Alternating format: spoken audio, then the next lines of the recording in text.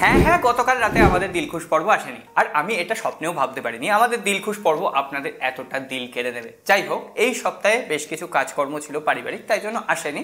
আর এই সপ্তাহের মাঝখানেই একদিন সকালে আমাদের দিলখুশ পর্ব আসবে। দিলখুশ পর্ব মিস যাবে না, কোনো রকম চিন্তা নেই। তার আগে আজকের টেক নিউজে ভরপুর কিছু খবর রয়েছে।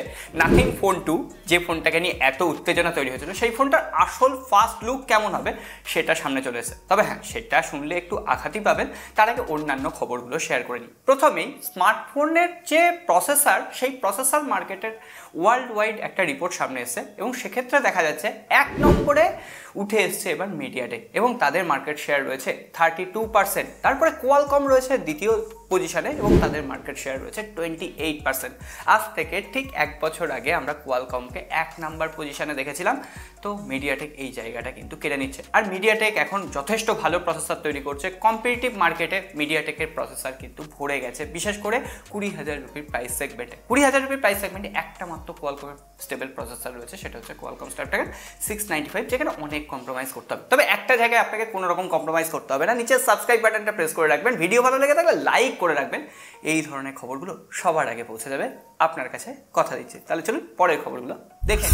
আইফোনে এতদিন পর্যন্ত ব্যাটারি হেলথ ফিচার দেখা যেত, অর্থাৎ আপনার আইফোনের ব্যাটারি কন্ডিশন কেমন আছে তার একটা অনুমান পাওয়া যেত। এটা নিয়ে অলরেডি শর্টসে একটা ভিডিও আছে। যাই হোক, এবার অ্যান্ড্রয়েড 14-এ বলা হচ্ছে অ্যান্ড্রয়েড স্মার্টফোনও এখন ব্যাটারি হেলথ শো করবে, এবং সেটা হলে কিন্তু খুবই ভালো হবে। এতদিন পর্যন্ত আইওএস যারা ইউজ করেন তারা অ্যান্ড্রয়েডকে কাটি করতেন, এবার অ্যান্ড্রয়েডেও সেই ফিচার্সটা আসছে।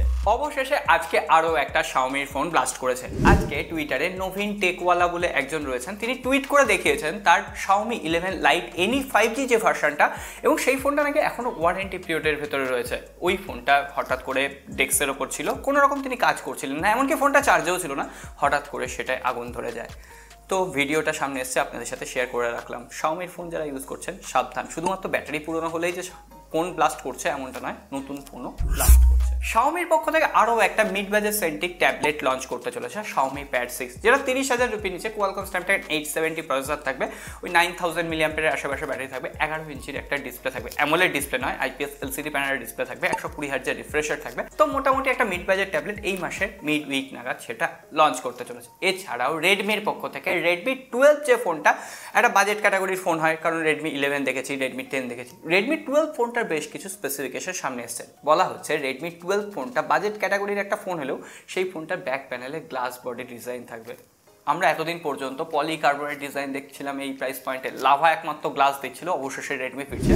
এছাড়াও এখানে 6.79 ইঞ্চির একটা ফুল এইচডি প্লাস ডিসপ্লে থাকছে, 90 হার্টজের রিফ্রেশ রেট, এবং মিডিয়াটেকের Helio G88 processor, 5000 milliampere battery থাকছে, 50 মেগাপিক্সেলের একটা ক্যামেরা থাকছে। ওভারঅল বলা হচ্ছে 12 থেকে 13,000 রুপির মধ্যে লঞ্চ করবে, এবং সেটা এই মাসের শেষের দিকে লঞ্চ হওয়ার সম্ভাবনা রয়েছে। কি অ্যাপেল লাভার তৈরি তো? আগামীকাল রয়েছে অ্যাপেলের WWDC ইভেন্ট। সেখানে অ্যাপেলের বিভিন্ন ধরনের ম্যাকবুক লঞ্চ হবে, বিভিন্ন ধরনের প্রোডাক্ট ইন্ট্রোডিউস করা হবে, এমনকি AR VR হেডসেটও লঞ্চ করা হবে। তবে সব থেকে বেশি মানুষ যে জিনিসটার জন্য অপেক্ষা করবেন সেটা হচ্ছে iOS 17। iOS 17 বেশ কিছু নতুনত্ব ফিচার নিয়ে আসবে, যদিও ফিচারগুলো নিয়ে আজকে কথা বলছি না।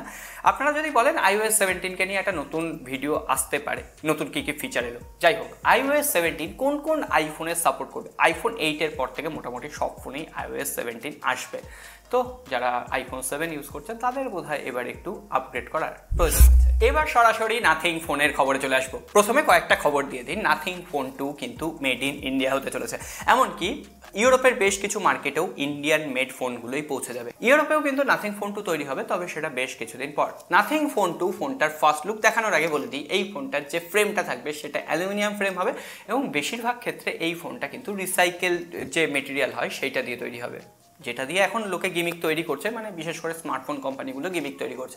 এছাড়াও নাথিং ফোন 2-র দাম হতে চলেছে 50,000 রুপি। এতদিন আমরা শুনছিলাম 40,000 রুপি, 45,000 রুপি, আজকে শোনা যাচ্ছে সেটা 50,000 রুপি হবে।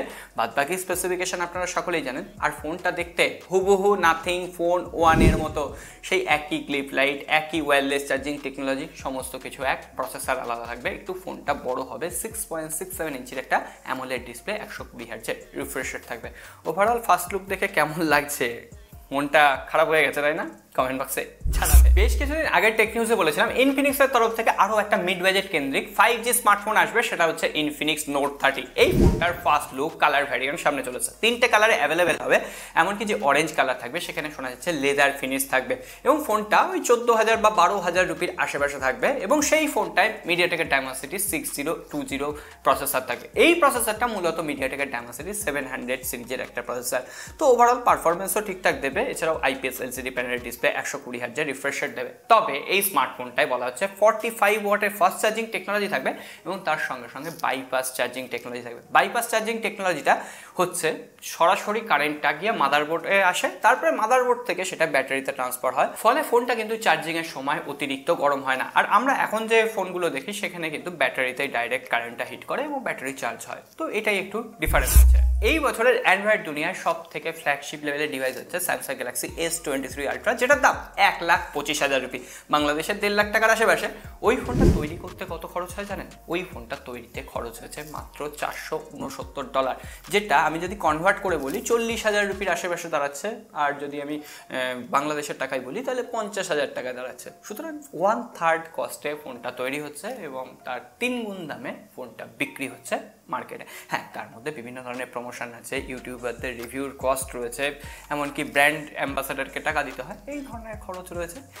তাছাড়াও স্যামসাং গ্যালাক্সি S24 আলট্রা যে ফোনটা হবে সেই ফোনটার বেশ কিছু ফিচার সামনে এসেছে, যেমন সেই ফোনটায় এবার 120 হার্জ নয় 144 হার্জের OLED ডিসপ্লে থাকবে, এবং সেই ডিসপ্লেটা নাকি 1.5K হবে। শুধুমাত্র তাই নয়, সেই ফোনটায় কোয়ালকম স্ন্যাপড্রাগন 8 জেনারেশন 3 চিপসেট থাকছে, এছাড়াও সেখানে 5x টেলিফটো সেন্সর থাকবে, অর্থাৎ আমরা যেটা 3x এখন জুম করে ছবি তুলতে পারি একদম DSLR-কে হার মানিয়ে দেয়, সেটা এবার 5x জুমে আপনি ছবি তুলতে পারবেন, এবং সেটা কিন্তু কনভার্টেবল থাকবে, অর্থাৎ আপনি চাইলে 2x পারবেন, 3x-এ তুলতে পারবেন, আবার 5x-এও তুলতে পারবেন। সো ক্যামেরাতে একটা হিউজ ইমপ্রুভমেন্ট নিয়ে আসতে চলেছে সামনের বছরে স্যামসাং গ্যালাক্সি S24 সিরিজ। তো দেখা যাক আইফোন কি করে। তবে আপনারা এখনই একটা জিনিস করতে পারেন, সাবস্ক্রাইব বাটনটা প্রেস করে রাখতে পারেন, ঘন্টিটা বাজিয়ে রাখতে পারেন, আইসক্রিমের ঘন্টি মনে করেই বাজিয়ে রাখবেন, গরম যা পড়েছে, তাহলে এই ধরনের আপডেটগুলো সবার আগে আপনার কাছে পৌঁছে যাবে। ভালো থাকবেন, সুস্থ থাকবেন, দেখা হবে আগামী পর।